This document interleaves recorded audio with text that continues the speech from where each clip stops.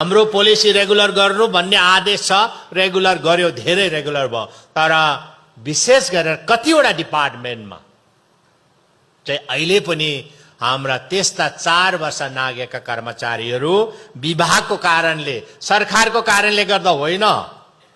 सरकारले त आदेश जारी गर्यो, नोटिफिकेसन जारी गर्यो, जसको चाहिँ कागजपत्र ठिक छ, 4 वर्ष उहाँहरूले क्रस गरेको छ, उहाँहरूको रेगुलर गर्नु भन्ने भयो हामीले।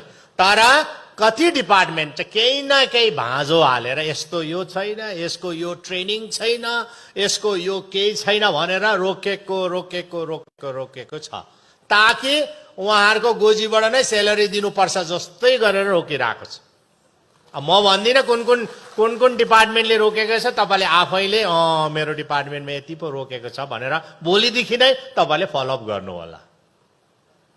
किनभने हेर्नुहोस्, तपाईँहरूले त्यो जति पनि रेगुलर हुने तपाईँको कर्मचारीहरू उहाँहरू ठुलो कर्मचारी होइनन्, जसले आफ्नो 1 महिनाका तनखा उहाँहरूको पार हुँदैन। किनभने 1 महिना अघि नै चलाइसकेको हुन्छ, सेलरी थापेर बाँकी तिर्नु मात्रै हो। उहाँहरूको पार हुँदैन तनखाले, उहाँहरू मात्रै हुन्छ। अनि त्यस्ता कर्मचारीहरू आज धेरैवटा तपाईँ छ। तर जब हामीले एउटा पोलिसी बनाए, सरकारको काम हो पोलिसी बनाउने, पोलिसी बनाएर 4 वर्षका लागि दिने भन्ने तपाईँको जुन पोलिसी भएपछि त्यसलाई मान्नु पर्यो नि।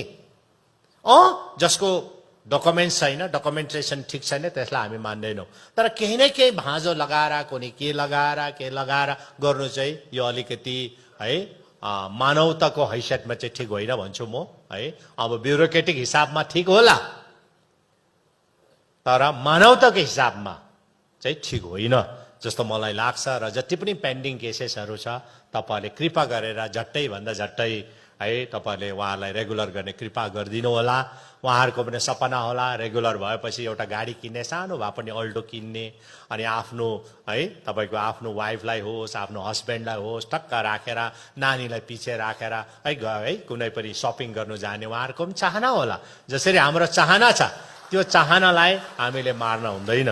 त्यसले गर्दा कृपा गरेर उहाँहरूलाई रेगुलर गरिदिने म तपाईँलाई अनुरोध गर्न चाहन्छु। हामीले 30,000 भन्दा ज्यादालाई हामीले रेगुलर गर्यो, यो थाहा छ।